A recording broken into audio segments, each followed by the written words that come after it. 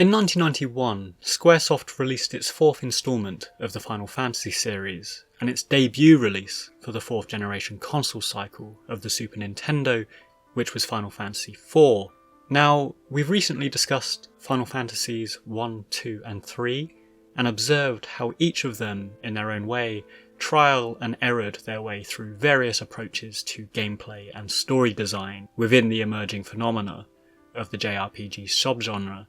And it's arriving now at Final Fantasy IV that the series reached its first point of maturity and a point of self-recognition as to what the style and the format of a Final Fantasy game really is. And where Final Fantasy III reached an innovative high point of game design with its well-regarded job class system, Final Fantasy IV was undoubtedly a high point, and remains so to this day, for how it sought to develop a complexity of story and ensemble character arcs over the course of its adventure. Kicking off and looking at the context of the time, the shift into the 1990s saw Final Fantasy, along with other pioneering JRPGs such as Dragon Quest and Phantasy Star over on Sega, begin to inch out of their experimental origins and begin to take shape as games with a specific set of conventions and expectations. And in the case of Final Fantasy IV, it was in many ways a blueprint for future Final Fantasies, and elements such as the ATB battle system is an often noted precedent that was set by this game in retrospective discussions. But what Final Fantasy IV also did was begin to branch more thoroughly away from the D&D inspired tabletop origins of the RPG format, wherein character classes and characteristics were more player determined.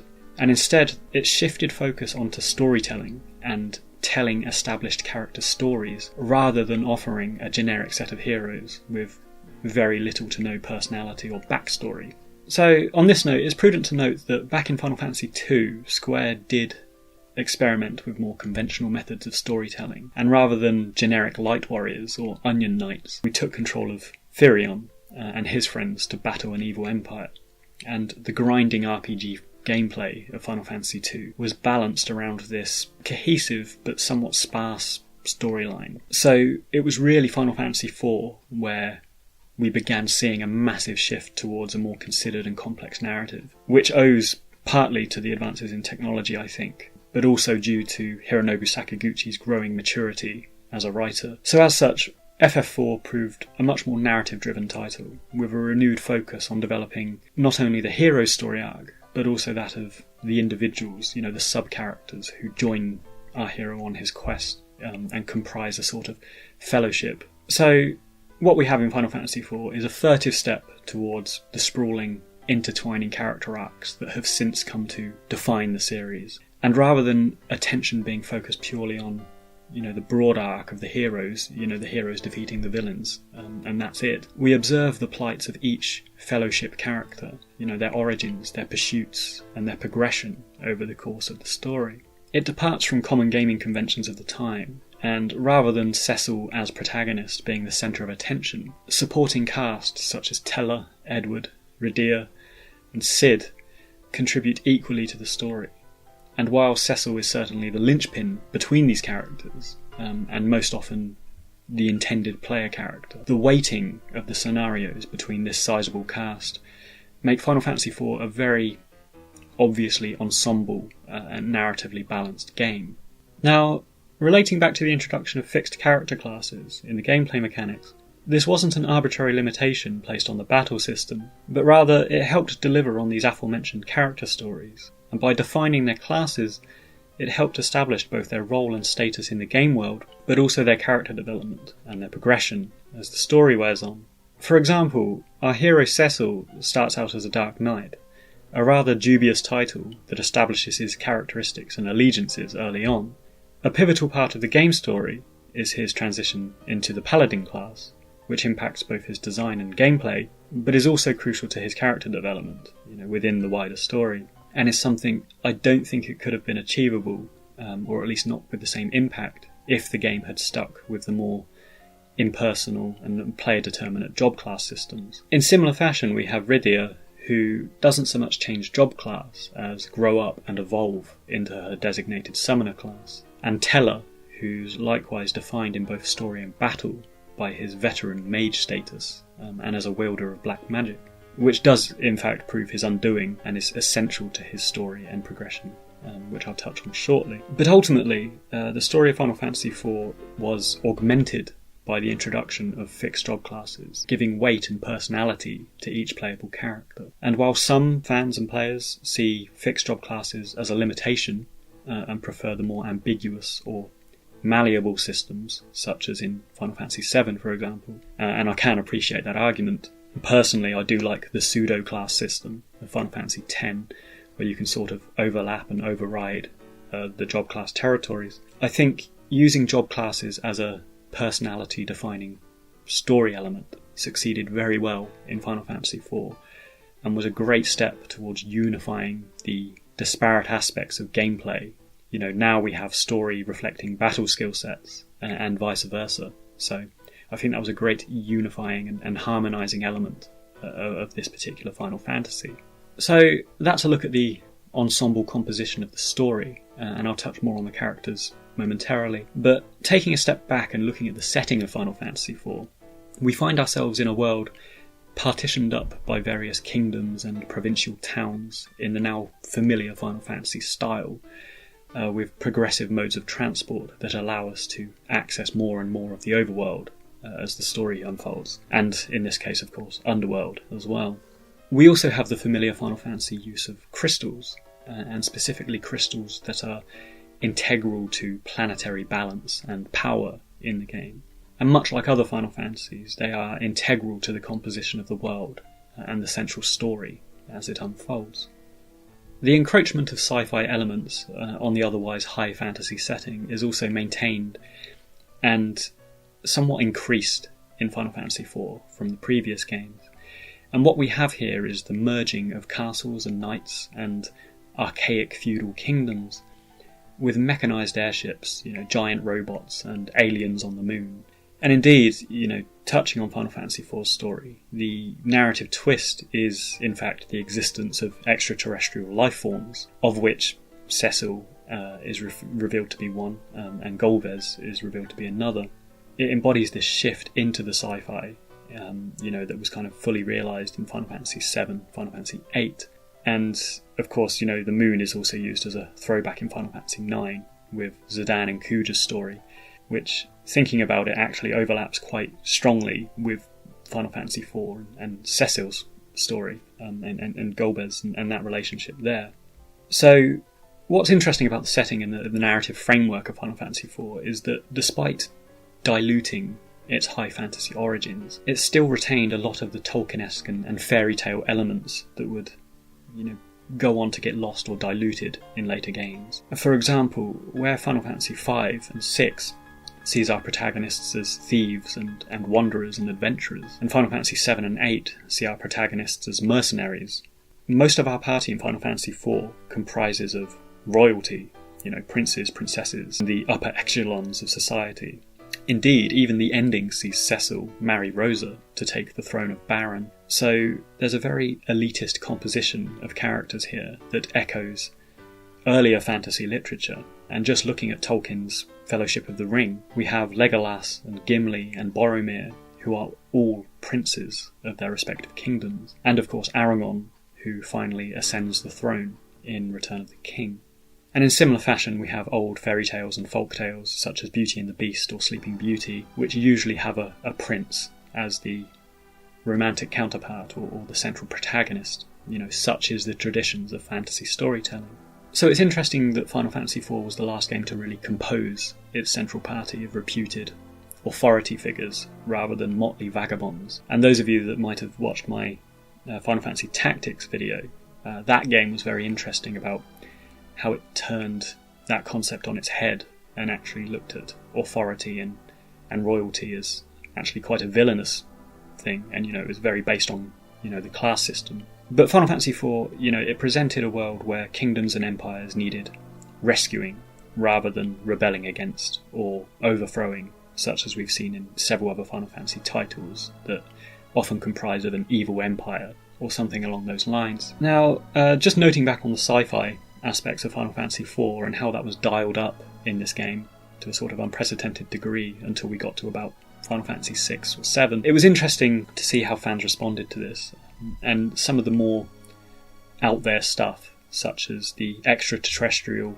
bad guy who is revealed to be Zemus, as opposed to Golbez, who is something of a red herring. And as I say, I've seen discussions and reviews in the past that criticise this narrative shift from about the point we acquire the final airship. Things go into this bizarre realm of space travel. And on the one hand, I do get it, and up to that point, Final Fantasy IV, the story had been playing out in a generally traditional high fantasy way for the most part. But on the other hand, and I suppose I say this with the benefit of hindsight, and having played other Final Fantasy games first, this kooky reveal and wild tangent into space and the unexpected are kind of what we've come to expect of the series, and it's part of what makes Final Fantasy quite unique and its own thing, this science fantasy, as it's been called. And for me personally, it wasn't the worst curveball that this series has ever delivered in terms of a narrative twist. And actually, Cecil's relationship to Golbez in particular, I think was really well done,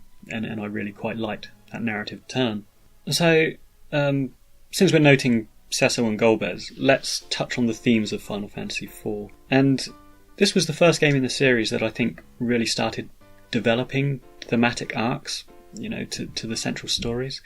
Such was the ability of Square to now write more complex stories for their games. And in interviews, the development team has stated that darkness and lightness were key themes that they drew upon for the central story, along with sub-themes of friendship and camaraderie and that sort of thing. So this might sound like standard fare for a Final Fantasy these days, since most of them rely on friendship and members of our party helping the hero through some personal crisis. But it's prudent to note that Final Fantasy IV was the first to really deliver on this theme in a meaningful way, through its ensemble cast. For example, helping a grieving Prince Edward overcome the death of Anna and attain some sort of personal strength is an early scenario that delivers on this quite well.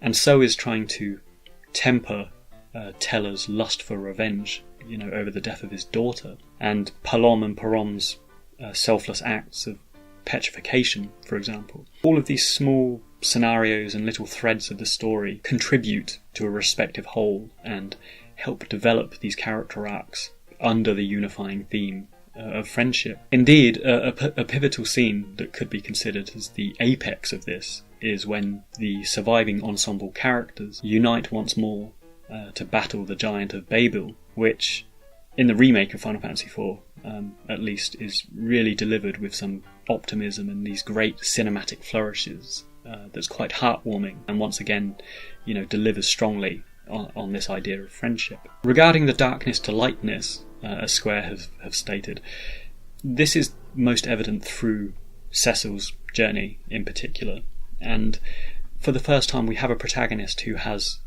consequential internal issues to contend with, alongside the macro arc of defeating the villains and salvaging the crystals.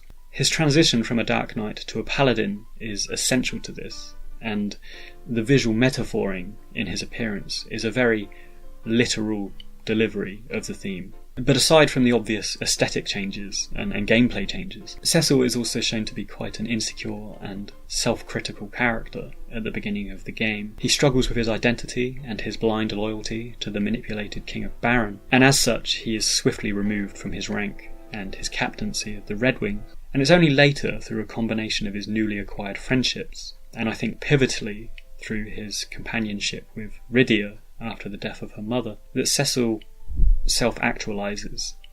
He goes through a process of change that sees him confront his past self, in a literal sense, battling a manifestation of the Dark Knight, and he finally becomes a paladin. And personally, I thought this was a great arc, and it was the first time we really saw a protagonist harbouring doubts about themselves, and in many ways, although Cloud Strife is highly regarded for his identity crisis and his fantastic character arc in Final Fantasy VII, I think there's a strong argument that rather than being a wholly innovative character story, Cecil is in many ways a blueprint for what we saw with Cloud Strife and the more introspective protagonists that we saw in later Final Fantasy games. Now, turning to the remaining cast, this is the first Final Fantasy that really introduced the motley of unlikely characters that comprise our party, each from differing regions and coming into the story with different pursuits and agendas. But unlike later titles, such as Final Fantasy VI, VII or VIII, where the characters were a process of acquisition,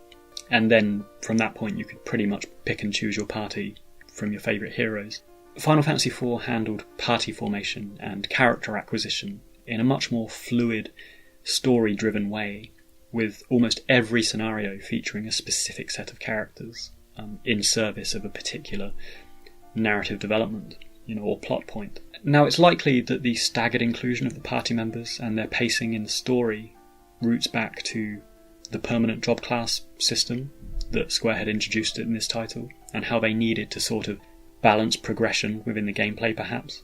Whether they based the story around the character classes, or whether they hinged the character classes around the story, is an interesting question, and you might assume that they would develop the mechanics of the game before, going into the intricacies of the story, but, who knows, it may have been done adjacently. But regardless, what we have in Final Fantasy IV is ultimately a well-realised set of characters, which, thanks to the story pacing and the focus on a few characters at a time, really allowed each of them to shine through and develop well to a greater or lesser degree. But naturally, the earlier a character is introduced, the more time they have to contribute and make an impact on the story and the player. And for example, Teller arguably added much more weight to the story than Edge, who was introduced much later. Now, there's some other aspects of the game story I haven't touched on much that I think contribute well to the overall piece, and were again elements that we saw shine through in later instalments of the series. The concept of light and dark, particularly using the light and dark crystals, it not only plays to the themes that I've discussed previously, but they also initiated the pilgrimage quest, the acquisition quest, which became popular with several later Final Fantasies, such as Final Fantasy X, Final Fantasy XV, and to a lesser extent Final Fantasy VII, where we quested around for the huge materia. And additionally, the light and dark crystals, along with the important secondary bosses, which was the 4 elemental archfiends, also plays to this enduring trope within Final Fantasy games, which is nature, equilibrium and elemental balance. And each game, to a greater or lesser degree, incorporates ideas of the elements and how the world harmonises itself. And as I've discussed elsewhere, it resides in this sort of traditional Japanese belief system, such as Shintoism and Buddhism, that contribute strongly to Japanese culture, and I think shine through in several Final Fantasies. For example, the life stream in 7 or the far plane in 10, various examples that I've discussed in the past. Additionally, I mentioned space travel earlier, but also of note is the party's visit to the underworld. And it's a relatively fleeting scenario in Final Fantasy IV, but it's a great example of how Final Fantasy weaves East and West narrative traditions and fantasy and sci-fi narrative traditions together really well. And the concept of an underworld is generally something that resides in Western tradition, and whether it's Dante's Inferno, which is of course a Christian view of it, or the tragedy of Orpheus and Eurydice, which is an ancient Greek view of the underworld. Western history is rich in tales where humans have to venture into the depths of the underworld to salvage or explore. So I really liked it in Final Fantasy IV, and I think it's evidence of how Sakaguchi and his team managed to make Final Fantasy something uniquely its own, by wantonly blending all these different story traditions and facets of history together. So on a final note, before wrapping up, I'd like to touch on Zemus, who is the main antagonist operating behind the curtain, and also the music score by Nobuo Uematsu, which arguably reached new heights in this game and set his course over the next decade to become one of the leading composers in video games. So regarding Zemus, I've read that some found him quite an unexpected reveal in the endgame and felt that it undermined Golbez and his build-up as a central villain. But for my part, I think it was an interesting device precisely because it allowed Golbez to have this third dimension, if you like, and this conflicted sensibility about himself. But it is interesting, looking broadly at Final Fantasy, how the more popular villains are the more self-determinate ones. So, for example, Sephiroth and Ardyn in particular, huge fan favourites. And these two are kind of the architects of disaster and dilemma in their respective games. There's nobody behind them pulling their strings. They're wholly self-determinate villains. And by comparison, some of the true antagonists in later Final Fantasies, these entities behind the curtain pulling the strings, have fallen a bit flat. And, because they're arbitrarily nihilistic in their villainy, fans haven't responded to them as strongly.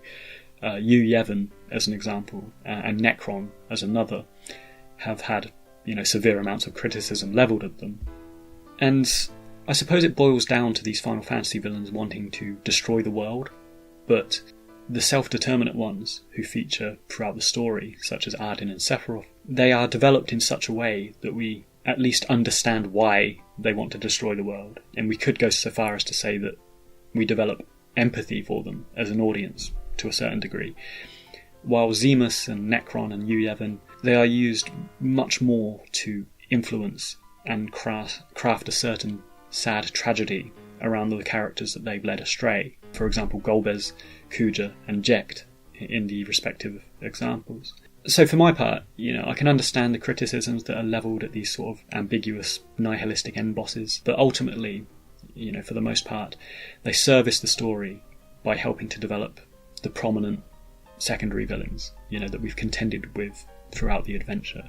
And I think Golbez, Kuja and Jecht, all three of them, despite not being the root of all evil, are actually incredibly interesting and quite deep, redemptive characters. So, wrapping up on the music now, as I've stated, I think this is where Final Fantasy really started setting the bar, for the quality of the score within the RPG genre, and within video games in general. And almost every track, whether it's the Kingdom of Baron theme through to the battle theme, delivered really well on establishing context, and tone for the story and the locations. And the great task of the game composer, in the pre-cinematic era of gaming, was to craft soundtracks that could repeat and repeat and repeat for the duration of a dungeon or a town and not get tiresome for the audience. And I think that Final Fantasy IV was the first to really succeed in doing that almost flawlessly. And much like the job class system, we also had several character-specific themes introduced that, particularly in the pre-voice-acted age of gaming, really helped establish personality and develop ideas about who our characters are, when there was no voice acting or facial expressions to sort of assist with this. And as such, ideas about Golbez or Cecil or Rosa were crafted around Uematsu's excellent score and really helped deliver on atmosphere and story, despite this game being confined to the 16-bit SNES in its original debut. So, there we have it. That concludes my initial look at Final Fantasy IV, which marked a significant step forward in the development of the Final Fantasy series and the wider JRPG genre.